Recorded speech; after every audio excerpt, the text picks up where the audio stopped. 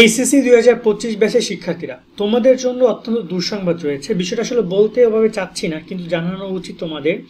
এবং আমি আশা করি এই ভিডিওটা শোনার পরে তোমাদের প্রিপারেশনের কোনো ক্ষতি হবে না, তোমরা সুন্দর করে প্রিপারেশন নিবা, কিন্তু আপডেটগুলো তোমাদের জানার দরকার। দেখো, কিছু বিষয় অবশ্যই তোমরা বড় হয়েছো, তোমরা এখন ছোট না, নিজেরাই প্রেডিক্ট করতে পারো কি হতে পারে না হতে পারে। বর্তমানে সরকার পরিবর্তনের যে প্রভাবটা বা বর্তমান যে রাজনৈতিক পরিস্থিতি, তার সবচেয়ে বড় শিকার হতে যাচ্ছ তোমরা, কারণ তোমাদের সামনে পরীক্ষা। এই কোরবানির পরই তোমাদের পরীক্ষাটা শুরু হচ্ছে। কিন্তু বর্তমানে যদি অন্তর্বর্তীকালীন সরকার ভেঙে যায়, নতুন একটা সরকার গঠন করা হয়, বেশ কিছু বিষয় সামনে এসেছে, তার প্রেক্ষিতে কথাগুলো বলা, তাহলে তোমাদের কি কি ক্ষতি হতে পারে এই পয়েন্টে কথাগুলো বলবো। এবং আমরা চাই এমন কোনো কিছু না হোক, তারপরও কি কি হতে পারে সেটা মনোযোগ দিয়ে শোনো। বর্তমানে অন্তর্বর্তীকালীন সরকারের সবচেয়ে বড় বিষয়টা হচ্ছে যে আন্দোলন করা বা তাদেরকে তাদের কাজে বাধা দেওয়া। এমনকি ডক্টর ইউনূস, তিনি যে ব্যক্তি সম্পন্ন মানুষ, তার মধ্যে যে ব্যক্তিত্ব রয়েছে, তিনি যে কোনো সময় পদত্যাগ করে চলে যেতে পারেন। আমরা যদি শুনেছি সোমবার পর্যন্ত হয়তোবা তিনি দেখবেন। বিষয়টা এমন যে যে কোনো সময় তিনি একটা ডিসিশন নিতে পারেন, তিনি একটা অন্তর্বর্তীকালীন সরকার যেমন তেমন বসে তিনি চলে যেতে পারেন, হইতে পারে এমন প্রস্তাব তিনি দিয়ে রেখেছেন। বাই দ্য ওয়ে, প্রবলেমটা তোমাদের কোন কোন পয়েন্টে হইতে পারে এটা একটা কথা। দেখো, তোমরা যে ব্যাচটা, তার আগের যে ব্যাচ, ওরা কিন্তু ডাইরেক্টলি জুলাই বিপ্লবের সময় ওদের পরীক্ষাটা ছিল। ওদের পরীক্ষা শুরু হয়েছিল 31শে জুন, তোমাদের হচ্ছে 26 জুন। ওদের পরীক্ষা মাত্র 4টা-5টা হয়েছে, তারপরে আন্দোলন শুরু হয়েছে।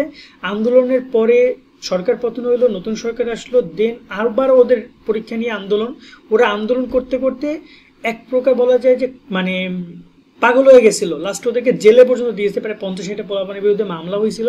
লাস্টে এসে ওদের রেজাল্ট প্রকাশ হইলো, তার রেজাল্ট সবচেয়ে খারাপ হয়েছে সাবজেক্ট ম্যাপিংয়ের কারণে। ভুলভাল রেজাল্ট এসেছে, যার এ প্লাস পাওয়ার কথা সে এ প্লাস তো পাওয়ার দূরের কথা, সে 4 পানি পাচ্ছে না, এমন রেজাল্টও এসেছে। ওভারঅল কথা যে ওদের খুব ভোগাইছে 24 বছর শিক্ষার্থীরা, এখন অ্যাডমিশন নিয়ে ওরা ভুগতেছে।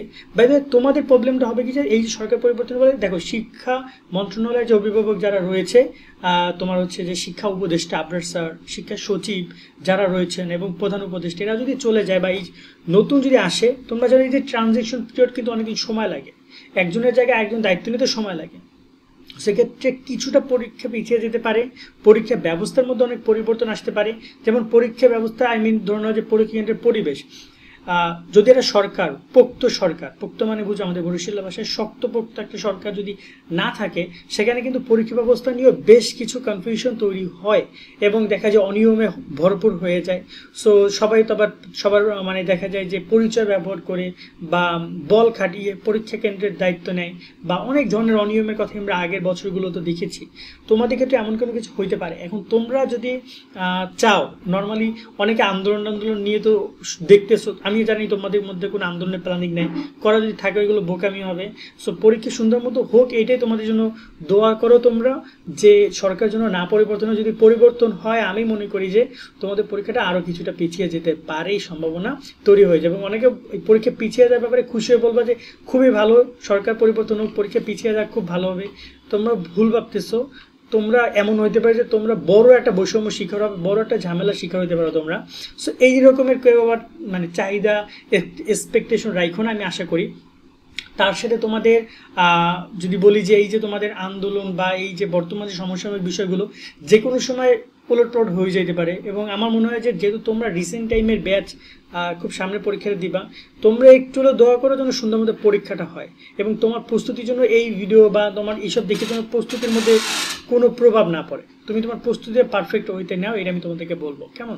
আজকের মতো ভিডিওটা আমরা এখানে শেষ করছি। সকলে অনেক অনেক ভালো থাকো। আল্লাহ হাফেজ।